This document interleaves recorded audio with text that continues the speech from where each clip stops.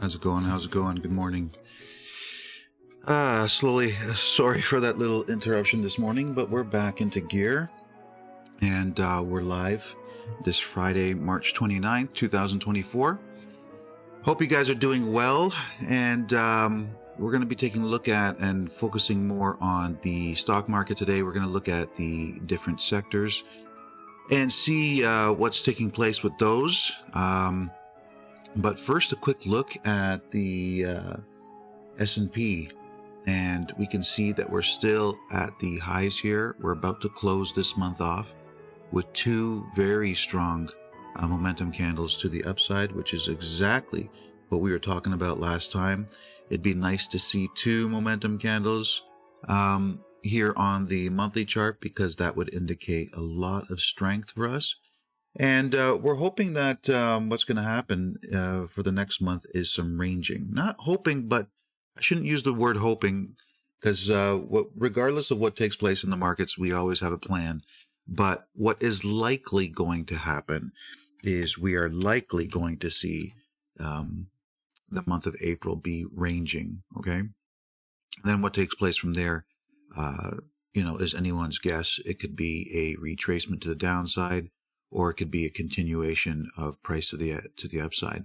But without a doubt, we have trends to the upside. We have institutional demand coming in and buying this market higher and higher.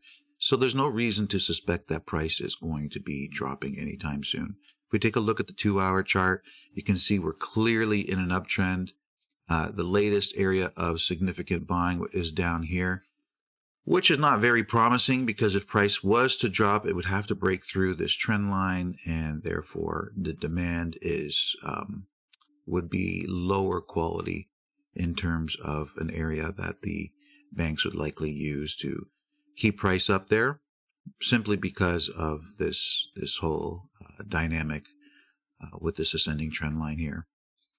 Okay, but with that said, I think it's always important to take a look at the sectors and take a look at what they are doing, because whatever stocks you hold in your portfolio, they will fall into a certain sector. And you'd like to find good, strong sectors to invest in, because if the sector is strong and your company does well and is managed properly, then you will likely have a stock that will continue to head higher. So I always like to take a look at the sectors, okay? And then you can go into certain websites, you find strong sectors, and there's a website, Sector SPDR. They've been changing their site recently, making it look differently. So it's a little bit different the way that I seen it last, the way that they have their features, but this is good because, you find a strong sector. Like, for instance, when I look at XLB, I see that it's breaking to the upside. I see significant interest by big money buying up this sector, okay? This is the material sector. So you can come in and you can look at the material sector, click into it, and there's a bunch of different companies, okay, that are held in this index.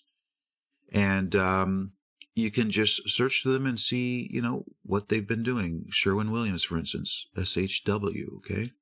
So you'd go SHW and take a look at the Sherwin-Williams stock, and you can see it's really, really doing well here. And it's coming up to this area here, 347. So I would be doing analysis on this chart, looking for the latest institutional buying areas and waiting for retracements to get involved into this stock. So, you go through your list and you see which ones do you like, or maybe you just want to buy the actual sector index and trade that, which is perfectly fine too. A lot of people do that as well. So I'm looking at material sector, and I see this, okay? I see that the banks have removed this area of supply. That has been contacted once, twice, dropped price a couple times, and now, as you can see, it's being removed. So this is now opening up the floodgates for a move higher. Any retracements can be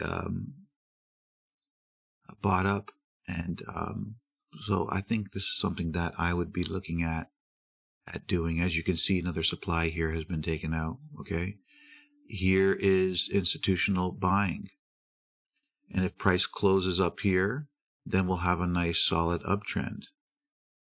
Okay, uptrend combined with institutional buying coming into the chart, that is great news for a continued move higher.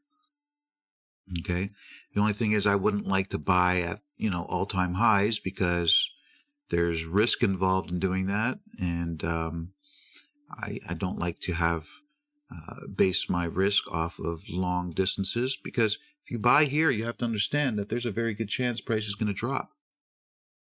Okay, and drop to where? Well, the latest areas where the banks are buying. So would you want to get in there and hold as price retraces like that? I mean, if that is your buying style, if that's your trading style, then you can do things like that. But me personally, I wouldn't like to do that. All right, so I look at the material sector, and what I see supply being removed and demand being bought up. That's a bullish signal, long term.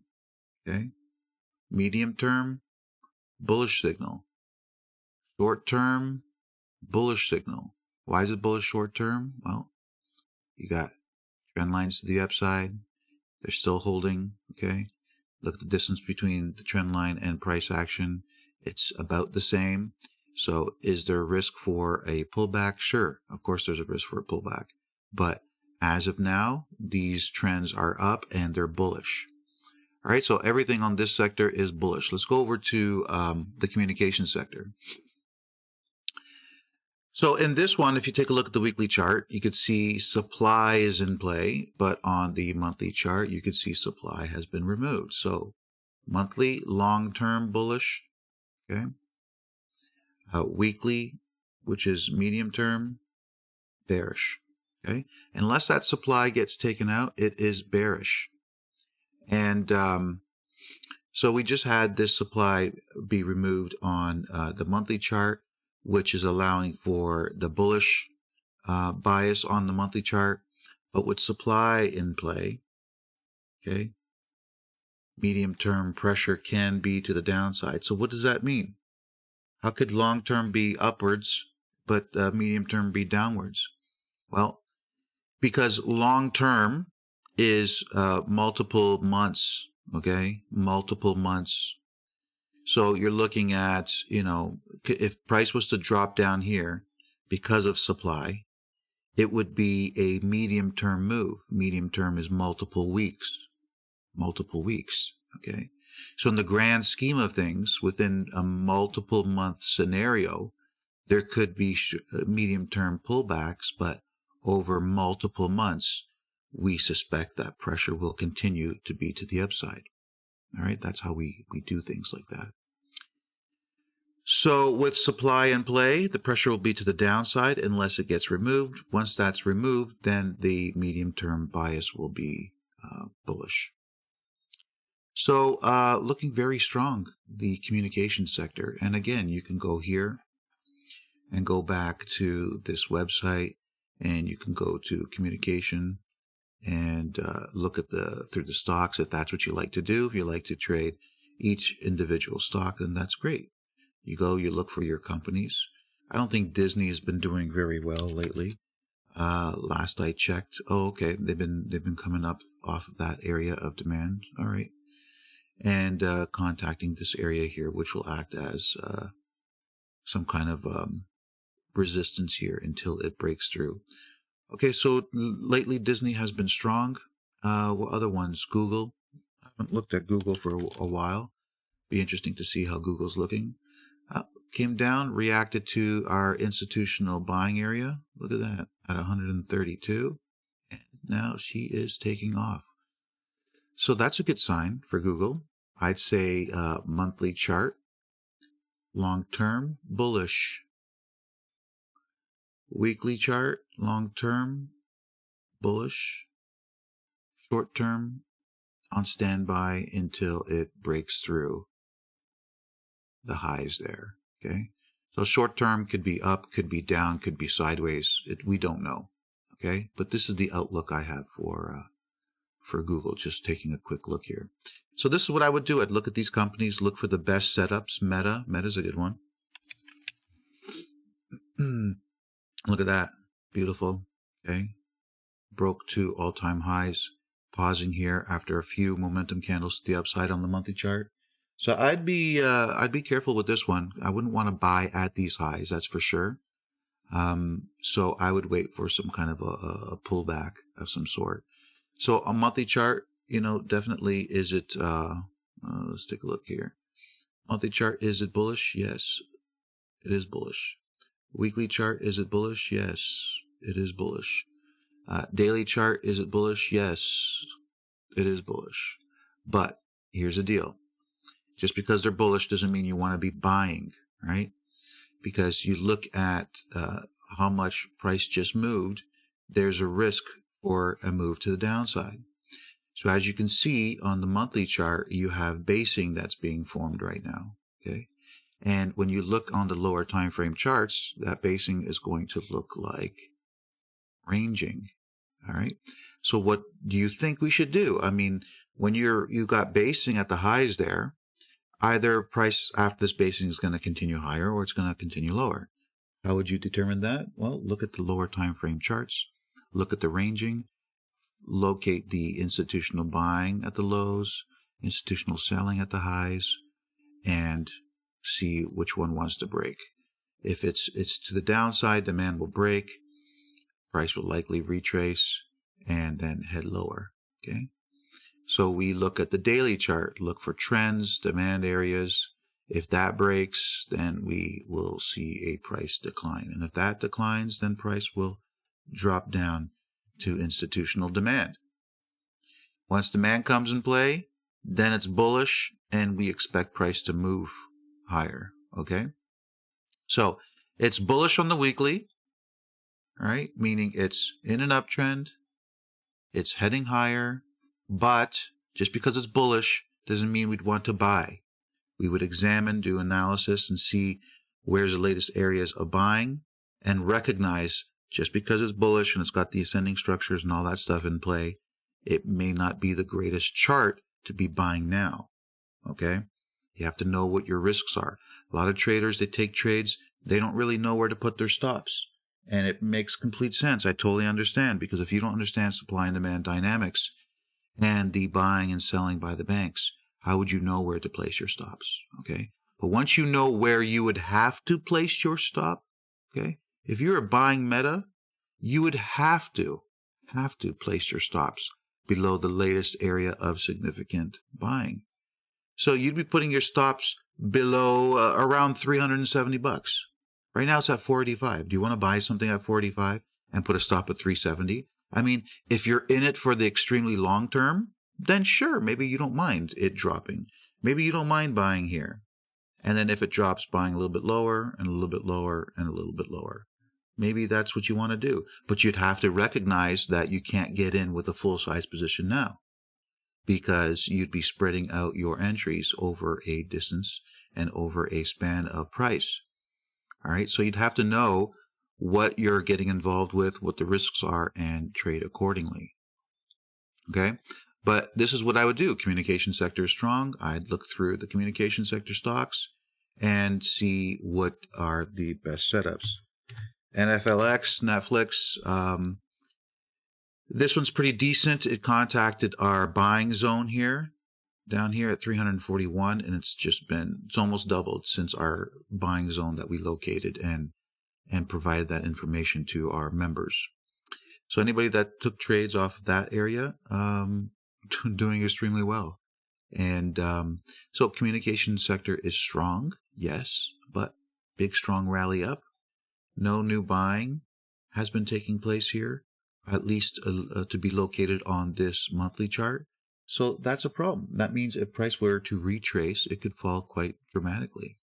So we would look for buying zones on the weekly chart and figure out what our risks should be and trade accordingly. Okay. Energy sector, very strong, as you can see, very strong. Only thing is we're about to contact an institutional selling area. The first time we contacted this institutional selling area, price dropped down to here. Okay.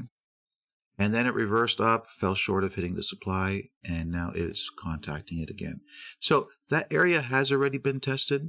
It has already been used, not significantly, because that test that we got was quite light of a test. Okay, a little quick test and then the drop. And now we're coming back into it. So what's likely going to happen? Well, one of the things that we can do is we can look at the energy sector and look at the stocks that fall within the energy sector and take a look at if there's any indication on those charts whether or not price is going to continue higher. So let's look at CVX, for instance, right? Chevron. This is a big player. They pay a nice dividend for 4%, give or take. And what do I see when I look at this chart? Well, I see that we are heading up into an area of supply. So would I want to be a long-term holder of Chevron? No, I would not be. Not at this point. Why is that? Because when price heads into supply, I'm expecting a push to the downside. How much selling is going to take place from there? I don't know. I don't have a crystal ball. I can't see exactly what the orders are in the market before they're even triggered. But what I do see is that we have significant supply there, and it's not ideal for me to trade at this time. ExxonMobil, okay, this is one that's being held by big players as well. I look at this one, I see it's a better situation. Why is that? Monthly chart, no supply being contacted. Well, let me see, double check again. Yeah, we actually could be coming into an area here. Okay, I'd have to, yeah, there's a good possibility that we're inside an area right now. So, you know, something I'd hold off on. Okay. It looks like, it could be iffy getting into these at this point. COP, let's see how that one looks. And, hasn't broken these highs yet, but it's giving us another drive to the upside. And, VLO, let's see how that one looks. All right, this one's strong. Valero Energy, yeah, this is on our dividend watch list. Yeah, we got our eyes on this, and we're looking to add this one to our portfolio. So I won't go into much more on that one. But let's go back to XLE and take a look, okay? So, so we were seeing a lot of stocks inside supply. And the interesting thing is that this one is contacting supply, just like I was mentioning. So even though it was quickly tested before, I'd prefer that this area be removed first before investing in this sector. Okay. And for the other stocks that don't have supply on the energy sector that are in play, I'd prefer for them to retrace down to institutional buying areas, and then I'd be interested in buying. Financial sector, look at this. Supply being removed, opening up for a move even higher. So would I want to trade stocks like JP Morgan? Yeah, why not? Of course I would. Look at that. Big move to the upside, all-time highs, institutional buying coming in. Yes, this one's setting up for a stronger move to the upside. Okay? Over the long term, this one's setting up for a much bigger move to the upside. Okay? I can tell you that right now. So, again, when we look at the monthly chart, monthly long-term bias is bullish. Medium-term bias is bullish. Short-term bias is bullish. Okay. Then we do our analysis. We locate in the institutional buying areas, draw our trend lines, and then discover what our risk would be if we were to get involved into this now. Because you can get involved into the stock now, but you'd have to have your sights for short term, okay? Because we have the two big momentum candles on the monthly chart, there could be basing on the month of April, and then you'd have to watch lower time frame ranging to see which way it breaks up. But if you want to invest in something like this early with the expectation that after basing in April, there's going to be a continued move to the upside, you'd have to base your analysis on lower time frame charts, lower time frame areas of buying, and range breakouts to the upside. Okay, that's how I would do it. Okay, but banking sector looks pretty good. We look at industrial, great. Big moves to the upside. So you go to this website, you look at the industrials, and you look at what stocks are in this Caterpillar. Beautiful. We've been watching this one for a while. It's in our dividend watch list. Okay, you look at Caterpillar, look at that. I mean, it's like so strong. All-time highs, 366. Institutional buying coming in. Long-term, all of this is upside. Long-term, everything here. Okay? Long-term, very long-term, bullish, bullish, bullish. It's just screaming at you, bullish. I mean, if you're a guy that likes to trade and wants to hold something for a longer period of time, and you don't really want to be in and out constantly, you look for stocks that are like this, that are constantly just climbing and climbing and climbing. So again, like I said, because the two big momentum candles on the monthly chart, there exists some risks that price can drop. So you'd have to trade accordingly. Look at where the latest buying areas are and so forth, and manage your risk through that way. Technology sector, big strong move to the upside, no supply, new buying coming into play, very bullish. We look at the consumer staples, we see supply coming into play. Look at the weekly chart, supply coming into play. So this one is different, obviously, than all the other ones. So I would say, long term, it's bearish. I would say medium term, it's bearish. Unless those areas get taken out and price continues higher, then bearish. Okay, consumer staples, bearish. Utilities, down at the lows. It's got a long way to climb up until we contact any significant areas of selling. So it's got some room to move to the upside. I'd be looking at lower time frame charts, studying their trends and so forth for direction. All right. Healthcare, all-time highs, not bad. Significant buying from lower. Expect more upside. Consumer discretionary, we contacted supply. Price dropped. Reversed, heading back into supply. It looks like there's some institutional buying coming in here as it's removing this area of supply. But if you want higher odds, you wait for supply to be removed, and then trends and so forth will be to the upside. And then I think under that circumstances, it'll be a better situation to be buying.